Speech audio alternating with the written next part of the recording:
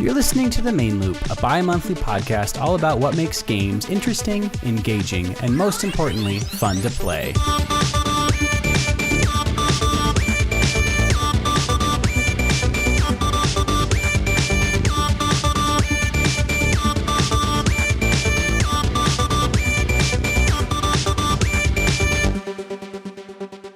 Hello everyone, welcome to episode 18 of The Main Loop. I am Sean Bragg, and with me, as always, ever valiant, ever faithful, ever handsome, Stu Urback.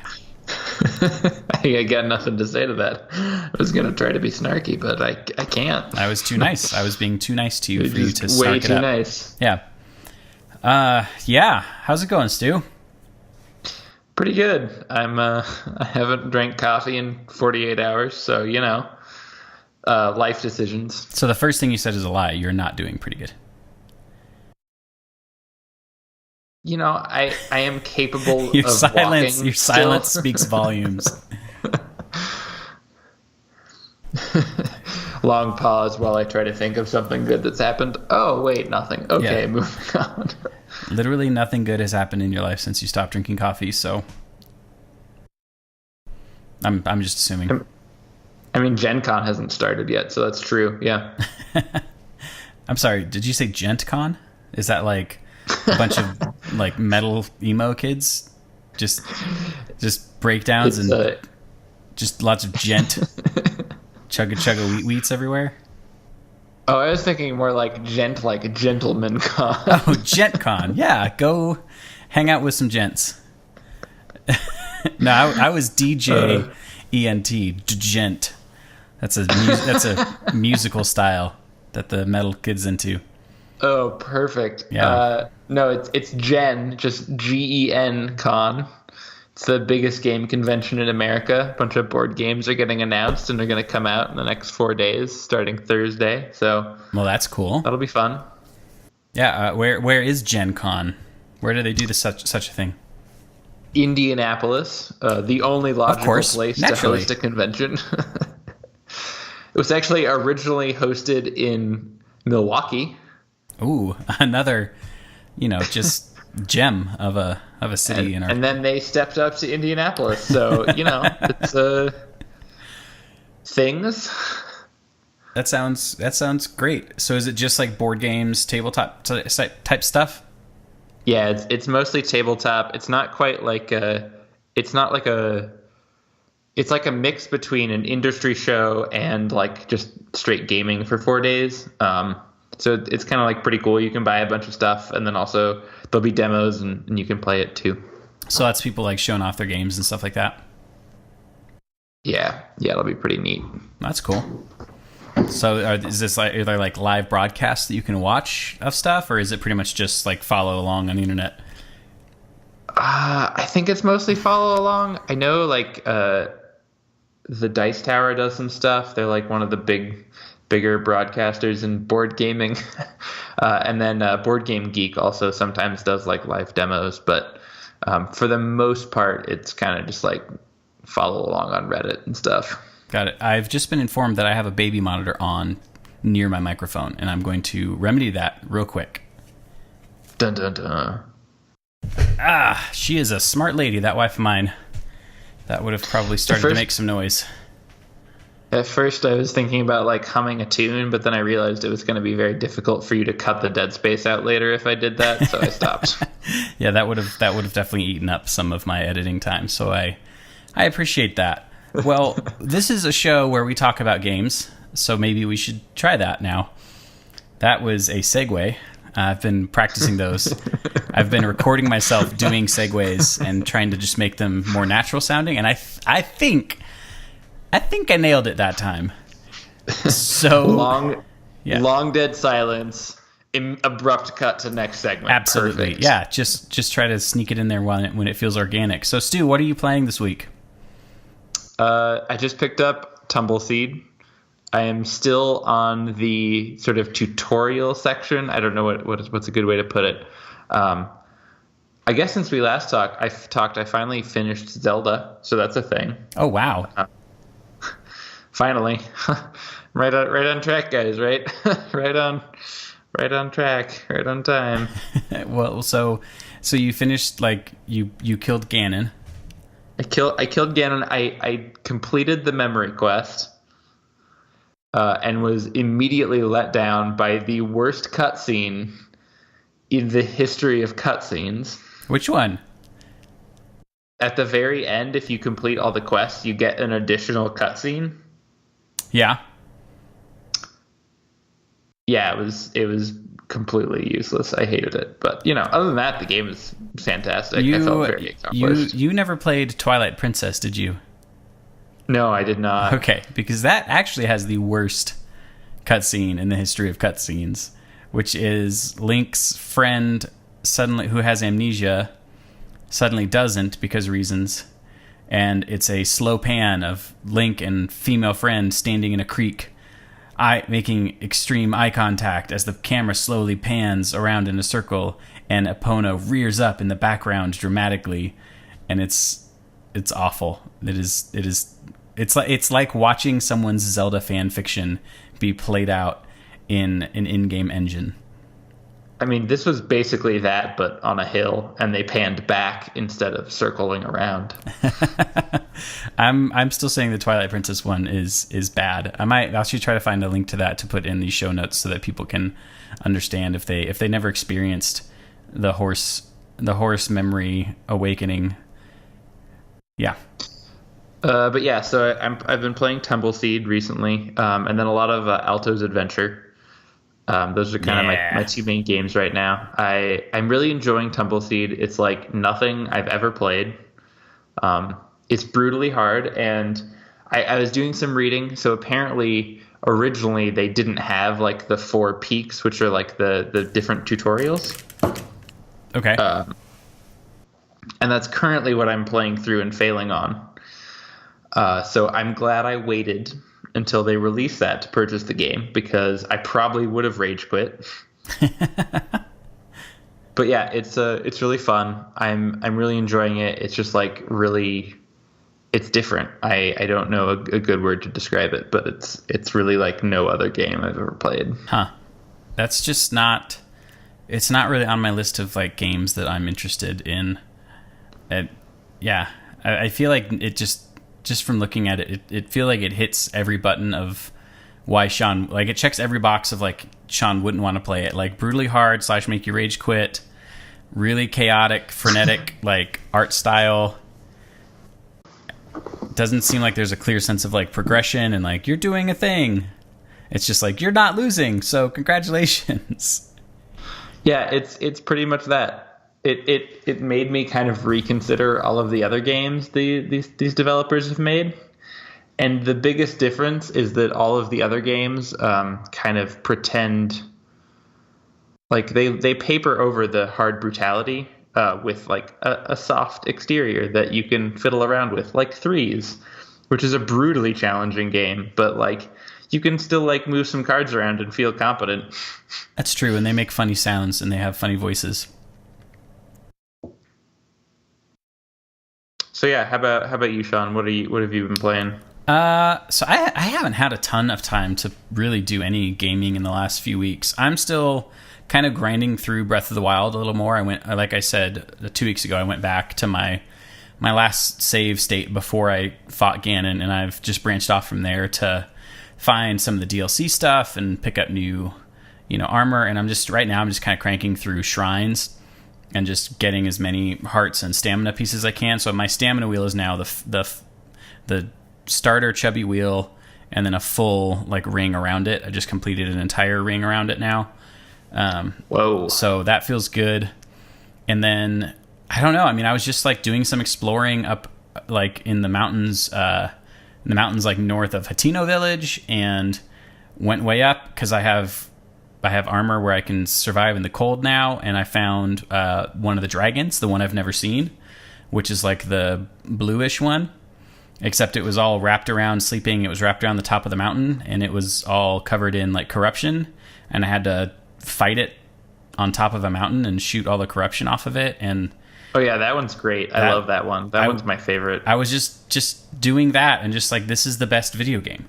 Like, it's just the best video game. I was just like, well, let's go see what's up in the snow here. Oh, look, there's a dragon asleep on top of that mountain. Let's go see it. Oh, it's asleep because it's all bummed out about being demon possessed and covered in all these like gross eyeball warts, and it needs me to fly up into the air and slow motion shoot arrows at it to free it from this corruption. And this is the best video game. Like, yeah, the slow motion arrow shooting might be the awesomest part of a video game I've ever played. It was just so good. It's just such a reminder of like, this game is just, it just still feels like it's on another level. I just picked a direction and, oh, look at this. Because I just feel like I've been playing a little bit of Skyrim lately, because, I mean, you're never not playing Skyrim. And the thing I like about Skyrim is that same thing. You can kind of point yourself in a direction and you're just going to find stuff to do. But it's generally fairly similar stuff. You're going to find a cave with some bandits and a dragon word or something like that. It doesn't feel like there's as much variation. And maybe I'm just I have just Zelda colored glasses on right now. But Breath of the Wild is just like, well, let's see what we find over here now. And it's like genuinely surprising still after this many months of playing it. So yeah, I don't know if that's necessarily Zelda colored glasses. Like, I've read through a lot of the guides just about like all of the random stuff you can do. And I'm not going to spoil any of it here, but it is absurd. Yeah. The number of like different niche references that you can end up making, and like all of the different things that you could do just in the base game is incredible. Yeah. So I've been playing a little bit of that. That's kind of like a lot of Saturday/Sunday mornings. I'll end up getting the kids up so that my wife can keep sleeping, and we'll do breakfast, and then they just play with toys, and I play Breath of the Wild, and they actually really like sitting and watching it. So that's kind of like a Saturday morning game to play. Other than that, I actually have sunk a lot of time into Path of Exile, because they just had their really big 3.0, like a really big expansion released on the PC, and it's actually coming to Xbox One as well, which is really cool for them. So I don't know if we've really talked about Path of Exile on this show, other than it's a game that exists, but it is a really good action RPG in the vein of Diablo 2 and Torchlight 2 and Diablo 3 to some extent. But I know we're going to talk about some of this kind of things later, but it's pretty remarkable what they've packed into a completely free-to-play game. Like, it's a ton of content, and the expansion that they just added 5 new acts, and they are basically what they've changed is it used to be Diablo style, where you would go through the 3 acts of the game, or the 4 acts, and then you would just go to the next difficulty level and just redo the same content. Like, you would just grind through that, and that's how you got to the quote-unquote end game stuff. And now it's a 10-act game. So in a single difficulty, like, there's no ramping. Like, the difficulty is just your level scaling now. And so they actually added, and I believe the last 2 or 3 acts are like, you revisit previous locations, but they are changed, they're corrupted somehow or something like that. But it's still a tremendous amount of content for this update, and it's a really fun game. It has one of the most unique like skill systems, which is what I really enjoy about it. I can't tell if I'm boring Stu to death or if he's Googling Path of Exile right now. I was Googling Path of Exile because I know absolutely nothing of it. And again, I will note my earlier lack of coffee. It's really a wonder that I'm awake right now. Oh, man. So here we go. Here is Sean's unofficial little Path of Exile like sales pitch. So teach me, Sean. Yeah. I mean, obviously, it's your classic like top-down action RPG, hack and slash, clicky click, kill monsters, get loot, kill more monsters, etc. But the skill system is really unique. So it all revolves around the passive skill tree. So like most role-playing games, you level up, you get a point. You get to spend that point in some sort of skill. But it's all passive skills. The passive skill tree has about like 2,300 nodes. And the class you choose just sort of determines what general section of this giant tree you start in. And then you're putting points into nodes, and they have to be connected to one another. So you kind of are like building a little path through the skill tree. And there are things like, if you're a ranger, you start in like the more dexterity section. So you're putting points into things like plus dexterity, plus attack speed, plus evasion, things like that. And then you can kind of branch off into, plus damage with bows, or more elemental damage, or better critical hits, things like that. So it's this gigantic borderline / objectively overwhelming passive skill tree. And then all of the actual spells that you get come from gems that you find. So they're just items. So every item in the game that you can wear or use has sockets in it.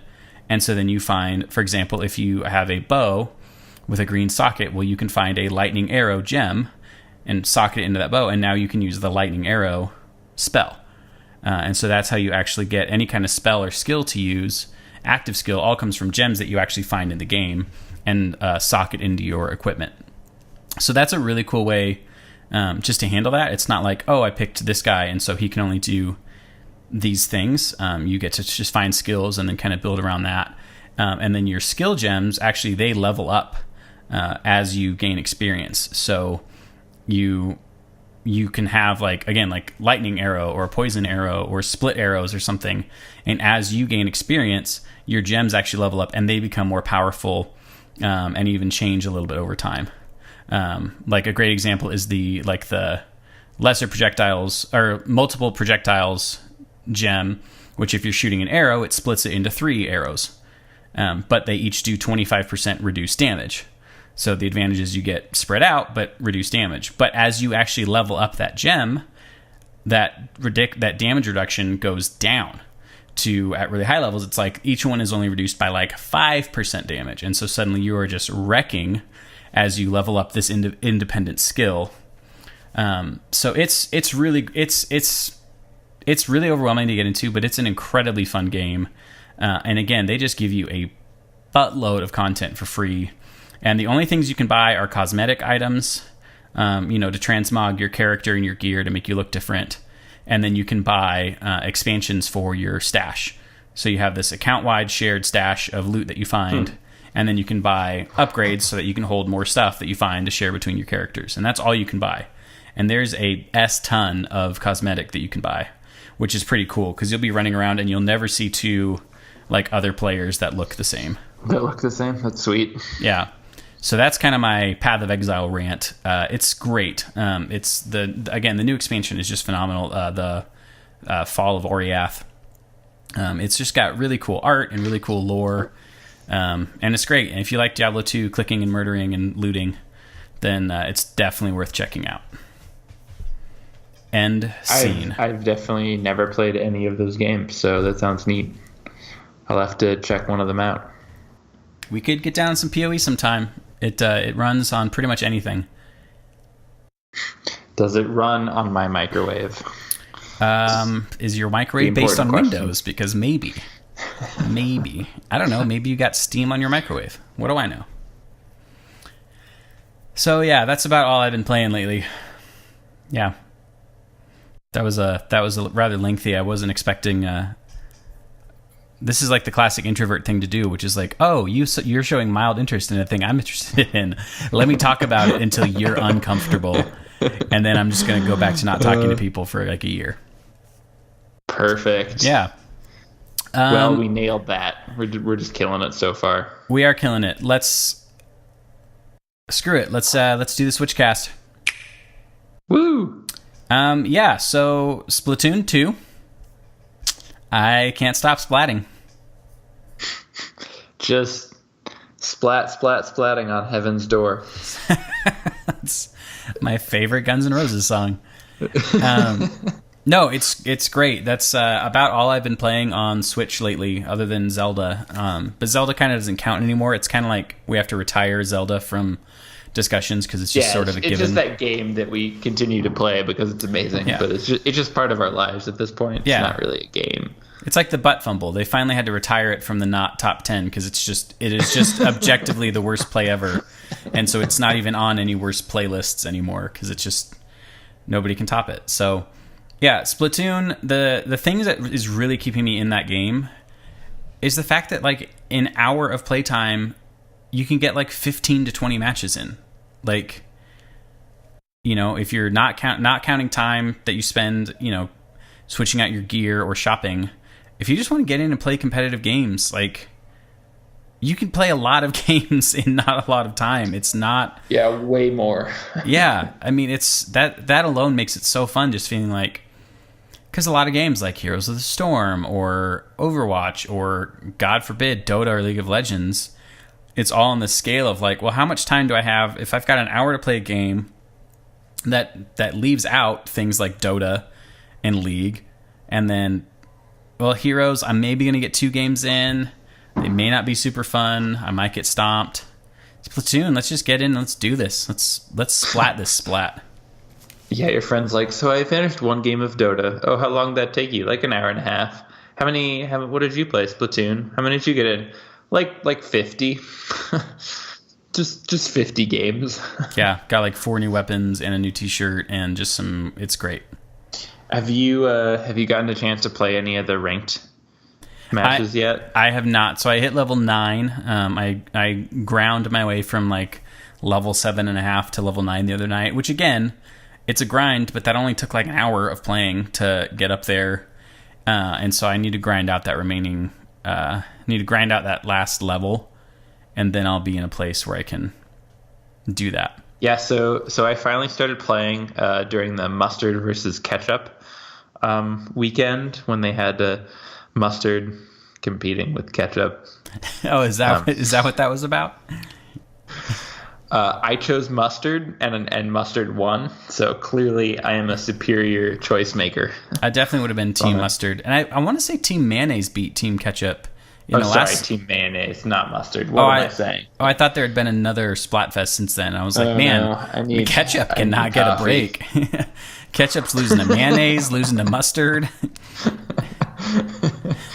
Next up. Yeah, I was team mayonnaise all the way for sure. Yeah, so I leveled up to level 10. What is this game? What are we talking about right now? I was definitely team mayonnaise all the way. Like, what has this game done to us as people?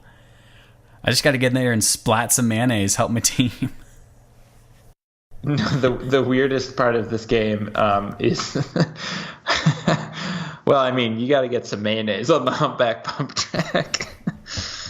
Okay. Wow, just splatting some squids with mayo on the old humpback pump track. So I hit level 10, and at level 10, there's I want to say 3 or 4 new game modes that you play in. The ranking system doesn't really seem to get much better, but I also don't really care. So they're all basically based on similar themes. It's either you're moving an object from point A to point B, or you're trying to hold a point. So one of them is you have to cover a rectangle in the middle of the field with your ink, and you have to hold it for 100 seconds, and you win the game. They're a little bit longer. They can go up to 5 minutes, but what's cool is if you hold the territory for long enough, you just win. So the game will end at 5 minutes at the most, but sometimes you can win in a minute and a half just because you're dominating the opponent so badly. So that's really nice, especially for the more competitive games. Unlike even with Heroes, where it's we're getting stomped and we know there's 5 more minutes to go, which is a very short period of time. But in Splatoon, it's we're getting stomped. Literally 10 seconds later, and the game is over. Yeah, I just love any game that can kind of recognize when the stomping can happen and account for that.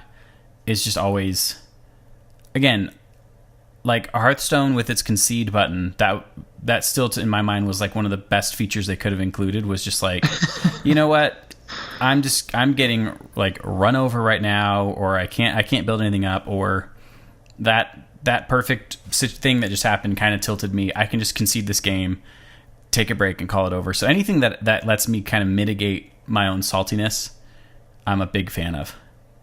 Mitigate my salty mayo.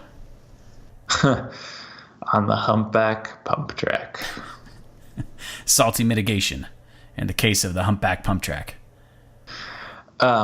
Yeah, so the other two are like you're holding a tower as it like moves towards your opponent's base. And then another one is your bait. Like basically you have a golden, I think it's a golden puffer fish. I don't know. It's something absurd, like you It's do. something Splatoony. Yeah. And you have to like take it to the other side of the map. You have to get it to your opponent's side. And they're just really cool. There were a couple of games where like the opponent got it like right to our doorstep, and then like because there was plenty of time in the game, we managed to just like get it back and then run it all the way to their side. So we went from like 1 to 100 in like 50 seconds. We were like getting destroyed, and then we wiped them, and then we just won the game. That's great. And so that was like that was really fun. I've been really enjoying those game modes. I think they're really well executed. I think like having them be a little longer makes sense for people who are more competitive. But then saying like, oh, and there's this end condition where if you're getting wiped, it'll just end the game for you, means that like for more casual players in that mode, it's like pretty easy to just like play a couple games and leave, because it probably won't have been 10 minutes.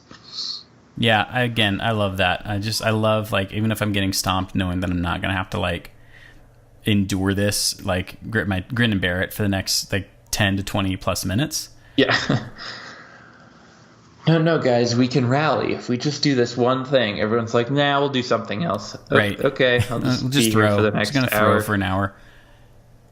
Yeah, we should have a show about comeback mechanics one day, because there's definitely a lot that we could go into about that. I feel uncomfortable talking about comeback mechanics when in the course of the rest of the discussions that we've had. So I think it's just time to move on. Do you mean humpback mechanics? Other things in the Switch world. There's a game called Troll and I coming to the Nintendo Switch, and the entire internet seems to agree that no one should buy it or play it. This apparently is about as well reviewed as the movie Troll 2. It has like a 2-star rating on Metacritic, and the Nintendo Switch subreddit is just blown up with like daily reminders: do not be tricked into spending money on this game.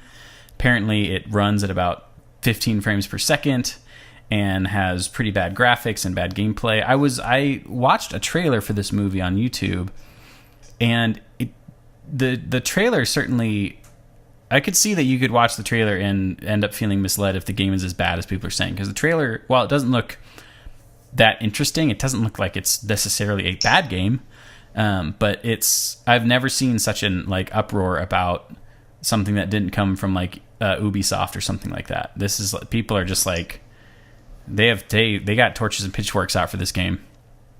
For the troll. Anyway, yeah, I just popped up in Metacritic, and the highest user review is a 7. And it starts, Troll and I is a lot of fun. I mean, the game like is actually called best. Troll and I, not The Troll and I. Oh, sorry, Troll and I, yeah. Yeah. If that's like the best you can come up with, it's, yeah, Bad News Bears. B&B. So I know you are getting pretty excited for the imminent release of Mario Rabbids Kingdom Battle Hearts Rush Extreme HD Edition. Oh, I am so excited. You have no idea. Yeah, is this like a day one purchase for you? Probably. Okay. Probably. I think it's because I haven't played like the last tactical game I actually made my way through was Advance Wars. And I loved that thing to death. Yeah. I'm waiting for Advance Wars for Nintendo Switch. I know this will never happen. What's that one that's out though that looks like a lot like Advance Wars? What's that one called? Wars of Advancement. Wars of Advancement. It's actually called Humpback Pump Track, funnily enough. Retreat Battles. What is that one? Battles of Attack and Defense. Let's see. I think I've got it here somewhere. Fight, man. This is going well. This show's going so well. Sorry, I'm like trying to mute as Callie is putting dishes away in the background. It's going really well. It's better than I thought. War Groove. which you would think it's like a dancing game, but it's not. So it looks like Wargroove's main focus is going to be on like player versus player. Okay. So yeah, I'm excited about that one too. But after having been disappointed by the iOS game, I think it's called War Bits. War Bits. Yeah, it's actually called War Bits. Daddy which War was like Bits. I start. What are you going to do today? I'm playing War Bits like a real gamer. Oh, that's great. War Bits. Yeah, I started playing it, and the writing was just so bad. Like, I never thought a writing could keep me from playing a tactical game, but it was like really awful. Like the dialogue and things like that? Yeah, it was like truly terrible. I never thought like, oh, Advance Wars has known for its really great writing. But yeah, War Bits, not to be confused with War Groove. So I'm really excited for Rabbids. Back to our original point, it just looks really polished. And I've never really played through an XCOM-like game in my life. So I think this will be a good introduction for me. Nice. Yeah, this probably won't be a release purchase for me. I don't know if you know this, but video games are expensive, and well, at least Nintendo video games. yeah. I should say, like, buying new video games is very expensive, and yeah, I gotta pick my $69 video game battles wisely, and so I think I may hold out on a like new full price Switch game until Super Mario Odyssey comes out. But we'll see what I do. That makes sense. Luckily, Splatoon 2 again is definitely gonna provide the entertainment and the replay value through then. But what else? It looks like they're gonna continue updating it. So yeah, can't go wrong. Well, you know what else can get you a pretty long way is it sounds like I'm about to go into a sponsor thing, and we're being sponsored by like Energy Man bars. Keep you going all day. But no, free games. Those get you a lot for your money because you don't spend any money on them up front, at least. And Stu, you had on your blog a really good post about monetization in games and what it looks like with free-to-play games and pay-to-play games, and how that goes good and bad. And I thought, we got this show about video games. Why not talk about it here a little bit too? Let me just get my soapbox out real quick. Just set that up. Yeah, well, give us the gist of what you're talking about there, and then we can, because I know I've got some good examples, at least, of like where I've seen monetization, and particularly like the free-to-play thing go. Actually, an example of a game I've been playing a lot this week, which it turns out is really bad with the free-to-play thing. And I thought it was good, and it tricked me. But yeah, I want to get your thoughts first. Yeah, so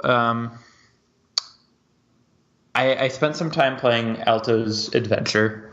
Alto's Odyssey is coming out either this year or next. I can't remember, but sometime soon. I'm really excited about that. And I was really enjoying it. I was finding it a lot different than many of the other free-to-play or like 99-cent and millions of in-app purchases. I'm going to lump those together. Yeah. Games. And I was thinking about it and like why at the end of playing Alto's Adventure, I didn't feel like I had just wasted 10 minutes of my life. Whereas like playing a game like Jetpack Joyride, I would play it very addictively, and then kind of drop it and be like, what just happened? What, right. Was I in a coma for the last 10 minutes? Why did I do that? So I just like wanted to take a step back and like think through what the different game mechanics were, because they're both basically the same game in terms of like mechanics. Like they're infinite runners. You tap and hold to jump with your character, and that's what kind of keeps you going. The goal of the game is to avoid obstacles and continue for as long as possible.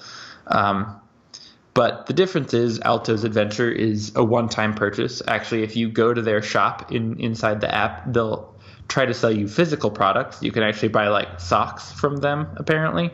That's a thing. Whereas with Jetpack Joyride, it's free to play, so you can collect coins to buy things, or you can purchase coins to buy things, and that's how they both make money. I don't necessarily know if one is necessarily, I said that twice, if one is better than the other, but it was interesting to see just how much those monetization decisions seem to change their gameplay mechanics. So what I first noticed kind of stepping back from Alto's Adventure is that the two most flashy moments in Jetpack Joyride are the beginning and the end of each run. So at the beginning of each run, you see your little guy blast through the wall to a huge explosion. And at the end of the run, you see your guy like flying through the air, tumbling after getting like killed by something. Yeah, crashing and bouncing along the ground and crashing and bouncing and doing any number of things until he ultimately stops. And those are actually, like, from a visual perspective, the two most exciting moments of the game outside of like collecting a new sort of mount that you can ride for a little while. And I found that really interesting because it seemed to suggest that like what the game was actually trying to get you to do is like die and turn the game back on a lot. Like that's what sort of those visuals were encouraging. They weren't like saying, oh, like let's make the gameplay really exciting. Let's make the beginning and the end really exciting so that it'll like drag you through another round. Yeah.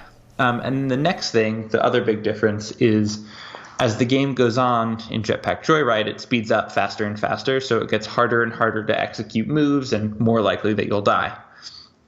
That's, of course, to sort of encourage, okay, you're going to have to fight really hard. A lot of it is luck in terms of whether or not you're in the right place when something happens to see if you get to continue. Alto's Adventure is actually completely the opposite. So every time you jump, if you don't land a move, you slow down. You don't actually speed up. So this still makes it harder for you to continue the game. That's still the challenge because the slower you are, the less likely you are to be able to avoid obstacles. But the fact that it slows you down means that instead of sort of pushing you towards this exit, it's saying, oh, hey, this is going to get harder. And it sort of gives you the feeling of trudging through snow. And it makes the game slower, actually. So it would actually increase the amount of time it took you to go through the level, even though it's decreasing your likelihood that you'll get through it. And so that's like a very conscious decision that you can only do if you're not trying to monetize based on playthroughs. And I just found that very interesting that these two sort of decisions about how the games would sort of make money actually had fairly big impacts on what their gameplay looked like. And that's not to say that Jetpack Joyride is a bad game. I know it's very well reviewed. A lot of people really like it. It was mostly just interesting to say, oh yeah, this game actually changed a ton based on how it tried to make money. And it's not just, money making is a decision that doesn't really have any gameplay effects. It's just something you do to try to, make the game. Yeah, it's definitely interesting. The studio that makes Jetpack Joyride, I've played most of the games that they've put on the App Store. There was like Monster Run. There was Half Brick is the Monster Run. There's one where you're the same guy from Jetpack Joyride and you're going back in time or through different time zone, and it's kind of like your dual stick shooter. So they've got kind of two variations of the Endless Runner with Jetpack Joyride and Monster Run. They've got the dual stick shooter thing, kind of just your run of the mill iOS games, kind of what you expect. And again, they're all very in-app purchase heavy and, go till you die and then buy things with game money, with space bucks that make you die less or go longer before you die. And then you're out of space bucks. So now you need that. It does just feel like, and obviously there are people working hard making these games and they're gamers. They're people who enjoy video games on some level. And so they have an idea. Like, what about a game where you fly around on a jetpack the whole time? And that even was birthed out of an item you can get in Monster Run. That just doesn't sound right, but I think it's just called Monster Run. I should look that up. One of the items you can get is the machine gun jetpack, which it's a jetpack, and every time you hold down to go up, you're also shooting bullets down and killing things. And then they turned that into an entire game. But it almost feels like the intention is, hey, we got this great fun idea for a game concept, not a game. And then they go, okay, well, people will do that. And then they build, and then it's just sort of, let's now plug that into sort of the template, which is like, plug that into our money-making framework of, you got the coins and you start and you die, and that's it. And it's just this very simple, you kind of only got to come up with one thing, right? You don't have to do much to, what am I trying to say here? Because the cost of entry is low, right? It's free. So you don't have to provide a whole lot in terms of like actual content. And then it's just a matter of how do we get people to keep doing this so that eventually we can monetize it. And then you flip yeah. I mean, to say that, like they do it the best of many free to play games that I've seen. Like they hit the right notes, and that takes a lot of skill by itself. But when I play it, it's less like, oh, I feel like I'm learning something about the game as I play this. It's more just like I'm playing the game and kind of killing time. Yeah. Well, and that's one of the big things with games like that, where there are a lot of these, and a lot of mobile games are sort of in the realm of, okay, I can play this while I poop, or I can play this while I'm on the bus, or I can play this while I'm waiting for XYZ. I can waste time with it. But if it's like, oh man, it's Thursday night, it's video game night, I'm going to sit down and play some Jetpack Joyride. Like that's not really a thing you're going to do, right? Like get a really serious JP play session in. But even a game like Alto's Adventure is like, I want to sit and play Alto's Adventure for a while. I got some quests I'm trying to do, or it's just I'm just in the mood for that because I like the music and the art and the mood that it invokes and the way I feel when I play it. And like I'm going to actually spend, again, it's in the currency of mobile time, which is still like a serious playthrough might be, I play this for 10 to 20 minutes versus 8 seconds in Jetpack Joyride or something like that. But to me, that's just like the starkest difference between those kind of games. One is like meant to, you play it on the crapper, and then the next time you're on the crapper, you're out of space bucks, and the game goes, oh, you can't play right now. And then you go, well, here, take my fingerprint. Here's $3. Give me more space bucks so I can play right now because I had Indian food or something like that. Versus, I'm going to sit down and actually play this game. And something like Alto's Adventure can kind of blur the line between, I can do a couple of quick runs while I'm just waiting for this thing. But the fact that it gives you the option of like, no, you can actually like play and enjoy this game like as a real game. Yeah, it's really hard to see Alto's Adventure monetizing in free to play. Like I just can't imagine that. Because I'm not sure if I'd be like, oh, okay, I'm willing to pay like 10 cents per run or something.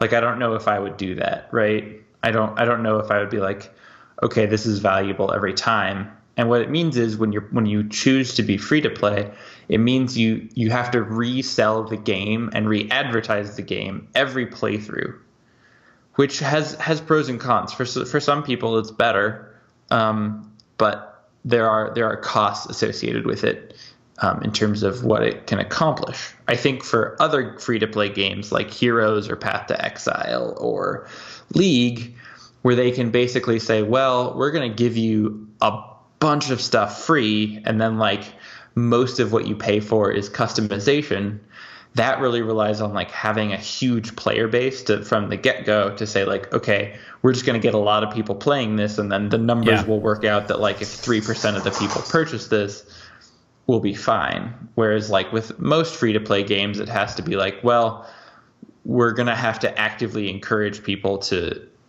pay us money in order to keep this thing going. Yeah, and there's also the sense of, because I think of, somebody who plays a lot of League of Legends and so buys a bunch of skins and things like that. Like, that guy has no problem doing it because it's something that the player has already chosen to invest a lot of time in, and you have this personal connection to the game, and so you're kind of like, I want to, whether it's even I want to support this thing that I like, which it is for some people, but even just I want to have I want to have this new cool skin for my guy because I play this so often that I want to actually have that. And right, this is like really meaningful. Yeah, that's a great. Yeah, exactly. You reached into my messy ideas and pulled out the little gem in that little turd bucket. That was, yeah. It's actually feels meaningful. Whereas when there's that moment of shame when you get like your iTunes receipt at the end of the month of like, I spent money, even if it's $2, but like I spent $2 on power crystals in Game of War Fire Town Age foe battle, and like you don't feel good about that. That's not a meaningful thing. Like you're gonna delete that game off of your phone in another month and you're never gonna see that again, versus something like in Path of Exile, I've got these cosmetics for this character that I've been playing for X number of months or years now, or I've got all this loot I can hold now because I bought these stash tabs, or they do cool things too, where like, oh, there's an expansion coming out, and if you don't have to buy the expansion, but if you want to be like a quote unquote like backer of it, then $30 gets you this huge crap ton of cosmetic gear and all this stuff that you can get for being like a backer, so to speak. And yeah, there's just, I don't know, there's the stuff that's written to just to try to be a cash grab. Like, we're going to put this thing out there for free, and like hopefully people start paying 10 cents or 20 cents a day playing it, versus we're going to put this thing out there and we think that like based on its own merit, like people are going to see that it has value, and either give money on top of something that was free, or in the case of something like Alto's Adventure, they're going to go, that actually looks like a valuable like purchase, like a worthwhile thing to spend money on, so I'm going to pay $2.99. I'm going to fork that over to have that. Or like Monument Valley is another great example of you look at Monument Valley and you don't go, why isn't it free with in-app purchases? Like you either see it and go, that looks like something I need to play, so I'm going to fork over a couple bucks for it. I don't know. I think there are some games, especially competitive games, that lend themselves more towards free to play, just because being competitive it's easier to, it feels less cheap to monetize off of that because you're buying a tool to like help you beat someone, I guess. That's not totally fully formed, but you're buying a beaten stick. Yeah, basically, I guess. Whereas like monetizing in a single player, it's a little more fraught in my mind, to be honest, just because it can be okay, but I don't like playing a game and being sold to constantly. Yeah. And that's what it feels like it is. Whereas like with a lot of games, even that are cheap, like Alto's Adventure was not expensive. Once I get past the paywall, it feels like the designers had a lot more freedom to just be like, and here are these things we did that we thought were just nice. Right. That would end up on the cutting room floor if they had to like monetize off of them individually. Yeah. So I had this experience this week with an iOS game called Dice Mage 2. And oh boy. Yeah. And it is as you might imagine from the style, it's a free-to-play game, and you are a little wizard. And you go through stage after, you go through worlds. Each world has a big boss and a handful of stages where you fight a little monster and you get treasure. And the combat is actually really fun. The way the combat works is you roll dice. So you have a little hand of 6 dice at a time, and they can be a D6, a D10, or a D20. Obviously, D20 are rarer. You don't get those as often.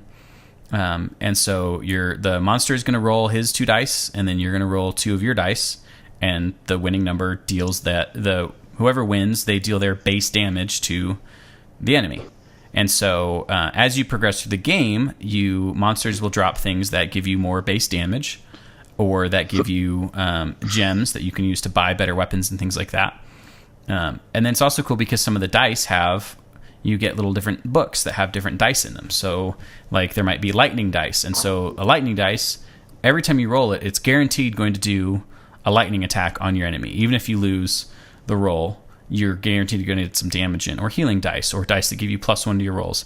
It's actually a really clever, really fun little game, and playing through the first 3 worlds was really enjoyable. I didn't feel like I needed to sink money into it, because the way it works is you get random treasure from the monsters you defeat. You might get gems, you might get a maximum health increase, or you might get your base damage increased.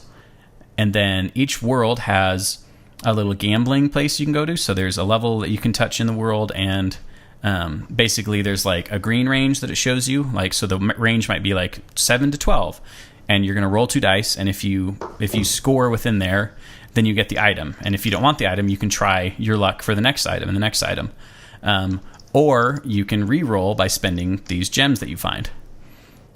So that's one way you can get better items. You can also, there's a shop in every world, and so you can just go trade in some of these red gems that you get from monsters. And you can sell back some of your equipment that you've gotten, obviously at like a 20th of what it costs in red gems originally. But there were ways to progress that felt actually pretty good and pretty fun. And I was like, this is great. Like, I'm not ever seeing any advertisements like, hey, buy crystals, or we're having a 99% off sale today. None of that kind of stuff. But then I got to the 4th world, and suddenly I realized that the base damage and max health of the monsters was scaling at a rate that was grossly disproportionate to the rate that my base attack and base health was scaling.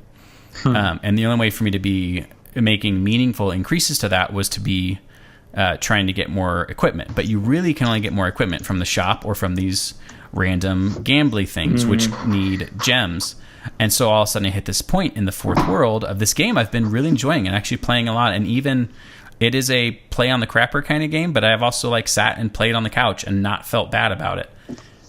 And all of a sudden I'm going, oh, like they lured me in, but I've now reached a point where like the game is designed to not let me progress unless I have enough of these red gems to blow gambling for better items. And if I run out of red gems to gamble with, which is also if you die, you can either spend some red gems to continue from where you were, or you got to go back to the beginning of the world, or you can watch an ad.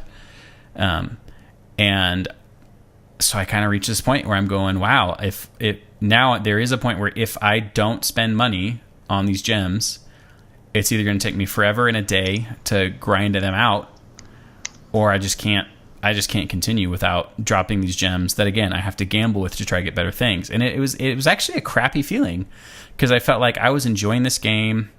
They might have even gotten me, because I was enjoying it so much, they might have even gotten me if they'd have shown me a little banner for like, hey, 1,000 red gems is only, $3 today or something like that.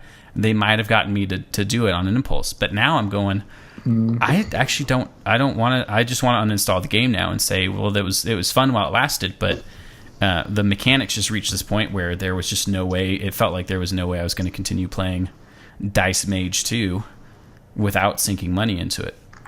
And again, if the game had been $4 up front, or $3 or $4, maybe even $5,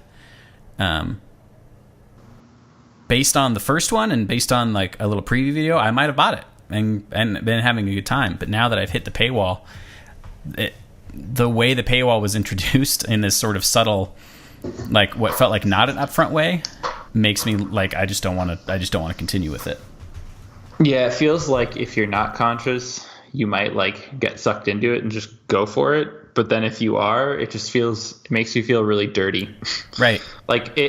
You're basically describing my entire experience with Kingdom Rush, Kingdom Builder, oh my God, why can't I remember this?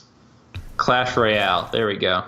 Oh, I was like not one of those Game of Fire War Age games that I see advertised on TV. Yeah, no, Clash Royale, where I was like, oh, this is neat. I'm like leveling up. I'm like, I feel more competent than my opponents. I'm like, this is good. And then I hit this point where I was like, oh, okay, I'm going to have to like invest money in this in order to continue. And I'm not cool with that. Right. Yeah. So bye. Yeah. Because we love to bash on Hearthstone on this show. I shouldn't say bash, but we have gently tap. Sure, we get a little salty on Hearthstone, but they've done a good job of like you can go months, years, or your entire time playing that game without spending money, and you don't feel like, because I went a long time not dropping a dime in Hearthstone, and it didn't feel like it was pay to win. Sure, there are cards out there. There were some legendaries and things like that that were just like, you kind of need these cards if you want to be at like the top ranks. But it wasn't unreasonable to go, I'm going to grind out the resources or the in-game gold to get packs, to get dust, to craft these cards. Like, that wasn't an insane goal to have. I'm not going to spend money. I'm just going to use what the game gives me to achieve my goals within the game. And that's that's just like the breakdown for me. Is like, does the game? We both tried so many times to jump on an idea there. We're like, I'll be playing. No, after you, sir. No, after you. For me, it's like, if the game's going to be free to play, like, does the game give you resources within itself to have meaningful play and progression without spending money on things?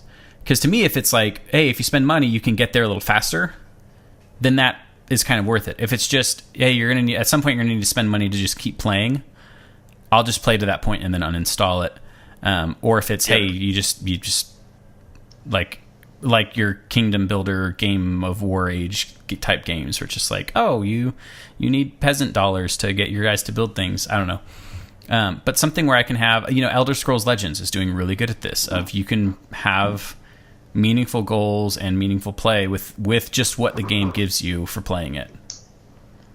And I think, if it's going to request money of you, like, being able to plateau your purchases, and I think that's something that Hearthstone does really well, and like most card games actually do pretty well, where it's like, I'm willing to invest X amount of dollars in the game. And obviously there are varying levels of that. So like, Magic can be quite high. Hearthstone is fairly low. It's probably like $10, $20, $50 per expansion, maybe, if you really want to be like fully decked out. Right. But like, once you pay that, you're good, right? You're not like, oh, I have to keep climbing, or there's going to be another money dump request in like a week. It can be like, okay, I can plan for this. I can give them the money and I can be comfortable with where I'm at. Whereas with a lot of free-to-play games, it's like, oh, I'm going to give you this money, and then a week later, you're going to come back and tell me that's not good enough. And that's just like a really negative experience in my mind, just because it's hard to like build trust with the game, because you're like, okay, what's the point here anymore? Yeah, what am I getting out of this? Because you're like, you want me to keep coming back into your game, but what am I getting out of it?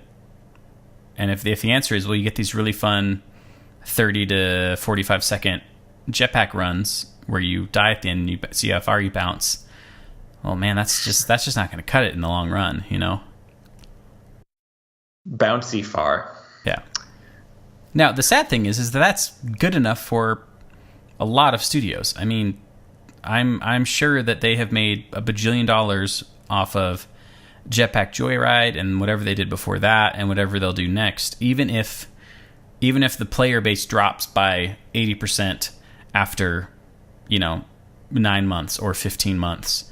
Well, we made a buttload of money like in that amount of time, so who cares? Like, we don't need to keep selling copies. We don't need people to come back in it.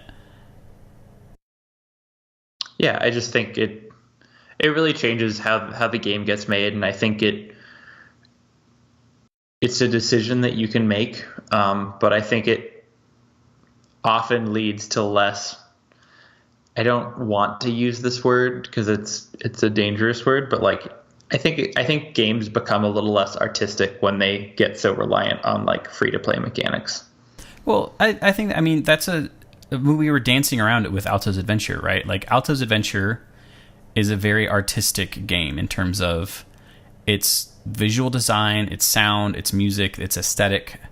It's all, there's a high level of like artistic effort in that. Jetpack Joyride is an incredibly fun game with a great, very very polished, very distinguishable, recognizable art style, very signature art style. But I wouldn't say like from an art standpoint it's on the same level as Alto's Adventure, And and I recognize that, like, okay, Monument Valley is like, that needle is, dipped way into the art side, and that may not be for everybody. I mean, I have to be in a mood to sit down and play through that game, but that tends to be more under your pay up front as well. Of like, well, you're gonna pay for this because you are the consumer who knows kind of that this is kind of what you want anyway. Versus the advantage of something that's less art but more accessible price wise is, well, what have you got to lose trying this out? Maybe you'll have a good time and the developer will make a few bucks. Right. Yeah. Well, cool. I don't know where we were going with that. I think we went there. Killed that topic. Nailed it. Yeah. Perfect. Drove it into the ground, just like a bad free-to-play game. We're just demonstrating what it's like, because this is a free-to-listen podcast, and pretty soon, not yet, but eventually, we're going to start asking for money, and then we're going to start saying you can't have it. You've listened to the maximum number of episodes you can listen to. You got to wait for your Energon crystals to charge back up, but you can purchase an Energon recharger. They're on sale for $9.99 today. It's great. Can't fail. Energon charger by the makers of Noob Shoes. The Noob Shoes Energon charger. That those words didn't work. Charger. Yeah. My kids were sick last week, and I feel like I'm coming down with it. So I'm starting to get a little loopy myself. So I've had lots of coffee, so I don't have the same excuse that you do. Hey, is that your dog? Yeah, it was my dog. She just decided to get up and then sit back down immediately. So that was fun. Oh, well, that's as good a time. That's Annie reminding us that it's about time to wrap this show up. This has been episode 18 of The Main Loop. I want to say thanks to everybody for listening. All you guys out there that are listening and following the show, we really appreciate it. This is the part of the show where I do a shameless beg. If you've been listening to the show and enjoy it, we would really appreciate it. I would really appreciate it from the bottom of my two sizes too small Grinch heart. I would really appreciate it if you would pop over to the iTunes store, hit us up, and leave us a review there, because that's actually like the primary way that more people can find out about the show, is just people leaving reviews on the iTunes store. It helps more people find us there. And you can find the links to us on the iTunes store on our Twitter, which is at The Main Loop. You can go to themainloop.libsyn.com. That's LIBSYN. You can find every episode there. And actually, surprise, if you like YouTube, maybe it's easier to listen to a show. Maybe it's easier to just throw YouTube on at work and let that play in the background. We are on YouTube at Main Loop Show. It's not at. But we are The Main Loop on YouTube now. And so you can actually follow. We've just got a playlist there called Every Episode. Right now. We've got a playlist there called Every Episode. You can pop in there, hit play, and it'll just play newest to oldest. You can just throw that on, leave it in a Chrome tab somewhere in the background. I think I just said Chrome tab. I meant to say Chrome. You definitely did say Chrome. Google Chrome. So if you like the YouTube thing, you can follow us there. And who knows, maybe one day there will be a stream or some video content. Stu's going to take his shirt off. You'll never be able to see my face, though. Yeah, never. I'm going to do a rant that seems, innocuous at first, and then years later, people will find some triggering undertones in it. It's going to be great. So yeah, we're on YouTube now, but really the iTunes reviews and ratings really help us out a ton. And a little birdie told me that there's going to be some The Main Loop stickers coming pretty soon. And oh, snap. I'm going to say that the first people to get them are going to be people who leave us reviews on the iTunes store. And please don't leave a 1-star review that just says first or just for the sticker. But if you like the show, leave us a review, tell your friends. Again, follow us on Twitter at The Main Loop. Email us anything that you want to email us, even just ask about how our day was. We'll get back to you. That's mainloopshow@gmail.com. And now you can follow us on YouTube. Look for The Main Loop. And again, throw us on there in a tab so it looks like you're working, and listen to our show the whole time. Perfect. It's great. So we will be back in 2 weeks with another episode. Thank you, everyone, for listening so far. And we'll see you then. See ya.